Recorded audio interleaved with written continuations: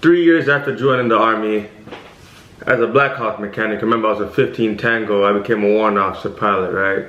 So I dropped my pack and I became a pilot. Nobody in my family had done it before. I didn't have a degree, had no idea what I was doing. I didn't have nobody holding my hand. And I'm gonna tell y'all exactly how I did it. I joined the Army. If y'all saw my previous videos, I joined the Army as a 15 Tango back in like 2020 as a mechanic. I worked on Black Hawks. I used to fix them. I did a good job of doing it. Life was pretty hectic back then because, you know, I was married and I was doing phases. If you're a Tango, you know what I'm talking about. You do phase work. So you're basically pulling the helicopter apart and putting it back together, right? So I did a lot of that when I first joined, and it was like 06 in the morning to like 1800 at night. So I had pretty long days when I first started. It wasn't bad because I was young and I was eager to work and I was eager to learn. But looking back at it, I don't think like that probably would have been very sustainable. I would talk to my pilots. I was in a Delta company first doing maintenance. I had some pilots that would come around and talk to us every now and then. And I went to a flight company, started flying with them, and they would continuously tell me like, hey, I'm a regular person, like just like you, you know? Like they would be like, Kelly, yeah, I'm a regular person just like you, man. Like if you want to be a pilot, do it. If I can do it, you can do it. And I would hear that all the time, but I just thought it was just people being humble. You know what I mean? Trying to stay humble. So when I heard them saying it, I'm just like, okay, maybe I should give this a try. Doing maintenance and working with these guys and the mentorship and them talking to me all the time, I started to realize that, hey, you know what, I'm gonna really give this thing a shot and not wait around anymore and actually take their advice. I started working on my packet when I was like a PFC. I started early in my career, started working on this, and to be honest with you, I wish I started even earlier than that. So all you really need to put the packet together is a 110 GT score. And even if you don't have a 110 GT score, you could go take a fast class or take one of those classes to increase your GT score. So what they do is you go to these classes for like a week or two and they teach you like how to do better on the test, and you literally just take the test and get a higher score. So if you don't have a 110 GT score, it's not the end of the world. I started working on this packet and I said, it's just a lot of paperwork, but it's not as scary as it really seems, right? So you're putting together like a resume, getting letters of recommendation, flight physical, and then you're doing your SIFT, and I'll break them all down. The very first thing really is that SIFT. When I did my packet, I was at Fort Bliss in El Paso, Texas, and back then you weren't allowed to start your flight physical until you have a completed SIFT. And then once you complete the SIFT, they give you like a signed memorandum, right? And then that's what you use, at Bliss at least, and you bring it to the dock, and that's when you can start your flight physical. Here in Korea, I've met like a couple of my crew chiefs keep coming to me telling me, hey sir, I want to do my packet. And I realized with them, they were able to start their flight physical before they even took their SIFT. So that might not even be like a real requirement or restriction. But first thing I would probably do is buy a study guide, go to the Ed Center or wherever it is that you're planning on taking that SIFT. Before you're even ready, you go there and you tell them your plan, and they will give you a free study guide. I didn't know that until I went to schedule the SIFT. And they're like, okay, and here you go, here's a study guide to use. And I'm like, you trying to tell me y'all give this out for free? You know what I mean? But long story short, get a study guide, whether it's online at the PX or you go to this center and you get a free one and you study it.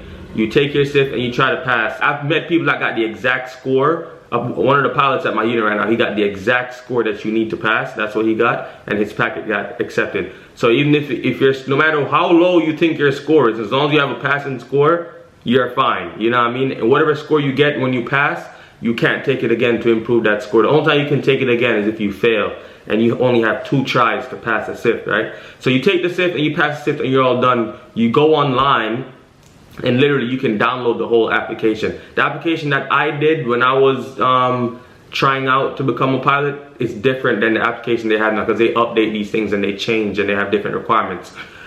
So I can't really talk about it perfectly, but go online, download the application, and the good thing about the application is it has instructions on how to fill it out. The main part about it too is your resume, right? So your resume, basically you're gonna try to make basically what you're trying to do is sell yourself. So you try to make yourself sound extremely good to the people on the board that's looking over a ridiculous amount of packets, right? So you try to make yourself stand out. I haven't been in the Army 6, 7, 8, 10 years prior to becoming a pilot. So my resume is no way could have been as impressive as somebody that's been in 10 years. Do you know what I mean? But I did my best and I filled it out to the best of my knowledge and I made myself sound really good. And one thing I did with my resume was I went to people and I said, hey, can you look this over? Like, if you know someone that's a teacher, or you know someone that's a prior teacher, or someone that has experience reading stuff like that, have them read over your resume. Try to put in certain words that sound better than, you know what I mean, than other words. Try to put like quantifiable stuff, to like put numbers behind stuff. Hey, I did this amount of hours worth of this, or you know what I mean. So do little simple stuff like that to sell yourself and make yourself sound better than, I'm not saying better than you actually are, but that's the truth behind it. So the flight physical was like my one big headache doing my packet. A lot of people have problems with the flight physical because stuff pops up that they never knew, right? So a lot of people realize, even if you know your eyes are bad, some people realize that they'll tell you, oh, you can't pass the physical unless you get eye surgery because you have to have like a correctable, it has to be correctable to 20/20 or something like that. I think that's what it is. So when I went through their EKG machine, I'm pretty sure it was acting up, because I've done plenty of EKGs since and I haven't had any problem. But they did it the first time and they had some kind of headache, and the same day they just brought someone else in and used a different machine, and then I was completely fine. It's like, yo, yeah, almost made me had a heart attack. I've been working so hard for this and I almost thought like, hey, this is the end of my career, you know what I mean? If you don't have any medical problems, the next headache with the medical portion is that your packet has to be sent to Fort Rucker, Alabama. So it's not your doctor at your unit that's making that decision, right? So your doctor is gonna do the flight physical, do everything that needs to be done. He's gonna create a sealed packet and he's gonna send it off to Fort Rucker, Alabama for the actual flight docs there to evaluate, examine it, and see if you are a good fit for aviation, basically. And that's the headache that I had. Like, that's the one thing that held up my application. Not that I was held up for long, but like, I felt like it was forever, because it has to be sent there and then sent back. And mine was sent off and then it returned, but my doctor, I remember texting him, I'm continuously texting him and him telling me that it's not ready. And I texted him, I said, sir, can you check your email? And he checked his email and he's like, oh yeah, you know, they sent me your flight physical like 3 weeks ago and I didn't notice. It was in his email. But granted, these guys are so busy and they're working with so many other people, so you kind of just have to be on them. And I'm not saying pester and bother people, but you might have to do something a little similar to that to make sure that you're getting the answer when you deserve your answer, right? Apparently there's a website, like an Aero website or something you can check to see the progress of your flight physical. That website never worked for me. I have no idea why, but there is a website that you could use. The results will come back and it'll let you know like whether it's good or not.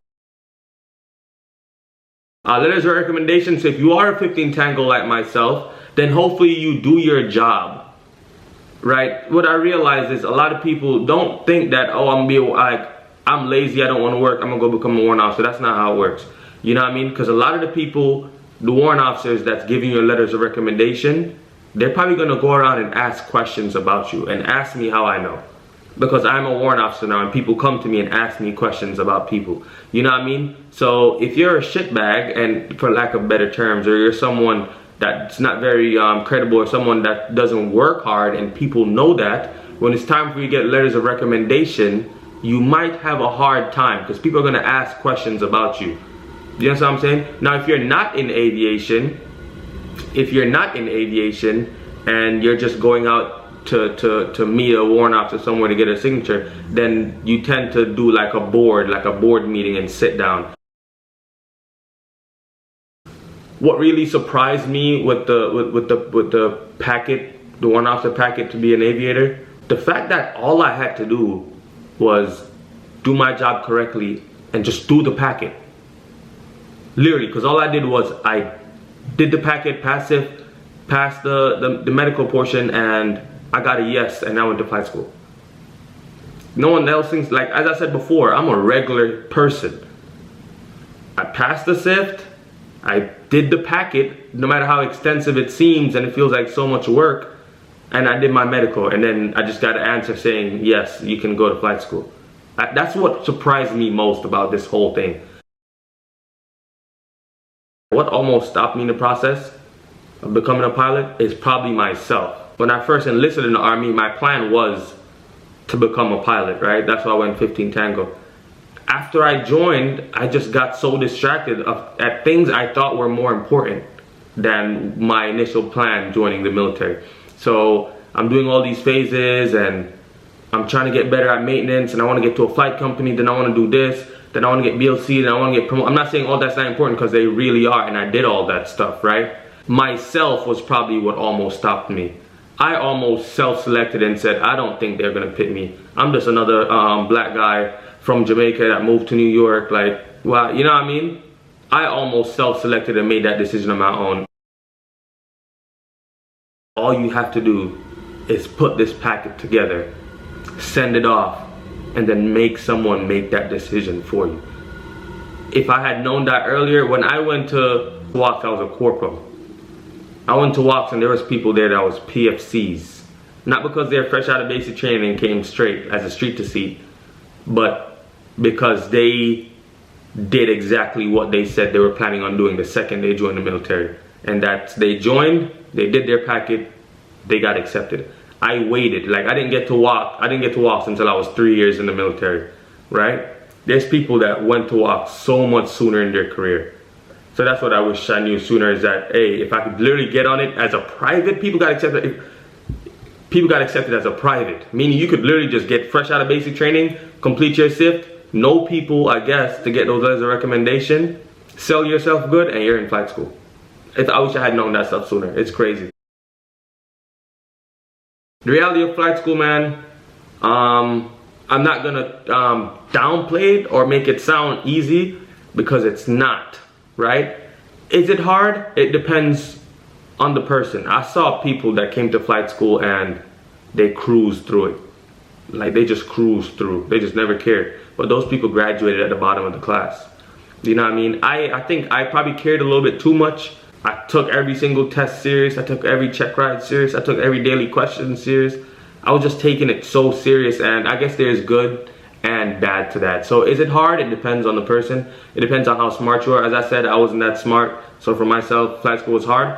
It's hard, but it wasn't impossible. It's hard, but it's doable, right? In a lot of phases of flight school, like they want you to be stressed and be able to still work through it and see what you can do. Not the whole thing, but different parts of it, and you'll see that for yourself. Do people fail flight school? Yeah, people fail. People fail everything in any school you do, you can fail. As I said, some people just don't care enough. Those are the things that I saw people fail for. It's just having the wrong attitude, basically. Because if your leadership saw that you cared and you're just struggling at something, then they're going to keep investing in you and keep pushing you through. So the only way you really fail is if you have a really bad attitude and you clearly just show that you don't want to be there. I studied Monday, Tuesday, Wednesday, Thursday, Friday. I took Saturday off. I took Friday evening off. I took Saturday off. Before 12 noon on Sunday, I took that off. And then 12 noon onwards, I started studying again for the week. And I did that every single week. Because in flight school, even if there's a 4-day weekend, you might only get 1 day off in that 4-day. Or if you get the whole 4-day, then you're going to have to pay back by giving up 1 day out of your next weekend. Well, it depends on what phase of flight school you're in, man. There's some phases that's extremely stressful. I ain't gonna lie to you, but it's supposed to be extremely stressful. And then when you first start flying, it's also very stressful, because you're thinking about flying, you're thinking about studying EPs and limits for the first time, and you're trying to figure out a good way how to study it, and you don't know. But as time goes on in flight school, you get better at studying, and you know what to study and you know what to look for. Then it becomes easier and easier. I made it. When I tell you I'm a normal person, man, I'll be, normal guy. You know what I mean? Watch my videos. Look at all my older videos. I am a normal guy. Obviously, my pay changed. For one. And not everyone's pay is going to change, because some people became a warrant officer and took a pay decrease. So it depends on how soon in your career you become a warrant officer will dictate that part. I have definitely become more confident, though. I can say that my day-to-day life changed. As I said, when I was a Tango at Bliss in a Delta company doing phase maintenance from 06 in the morning to 1800 at night. like that was a normal schedule for me, and I didn't even think anything of it. That was just normal. That's what everybody else was doing. Now I don't even do PT in the morning. I'll be honest with you. But don't think I'm lazy. I'm just one of those one-offs. Because if you look at me, you can tell I clearly work out enough. But my life changed. So instead of 06 PT in the morning, I'm 09 at work, and then whenever I'm done working for the day, you know what I mean? Obviously, I'm still flying like I was when I was a Tango, but now I'm in the front seat and I'm building myself, and I have a different path, like future-wise. If you're a mechanic, crew chief, cook, you're a fueler, you're a truck driver, like you work in S1, like whatever it is that you do in the military, you are more than capable of becoming a pilot, right? And I don't think I can emphasize that enough. Like, I'm not a special person at all. Right? In my mom's eye, I'm special, you know what I mean? In my daughter's eye, I'm special, but I'm not a special person at all when it comes to this or being accepted into flight school. Literally, if you want to do it, put in the work and do it. It's literally all you have to do. Just put the packet together, do everything that's required, and send it up and make someone make that decision. That's all I had to say. Hey, my name is Raymond Kelly, man. I've been making videos for a while. If you like my content or you like what I'm doing, you go ahead, drop a comment, let me know if you want me to talk about something else. I can talk about my flight school journey. I can talk about how I became a fixed wing and a rotary wing pilot and graduated my commercial license, whatever it is, and then drop a subscribe and show me some love.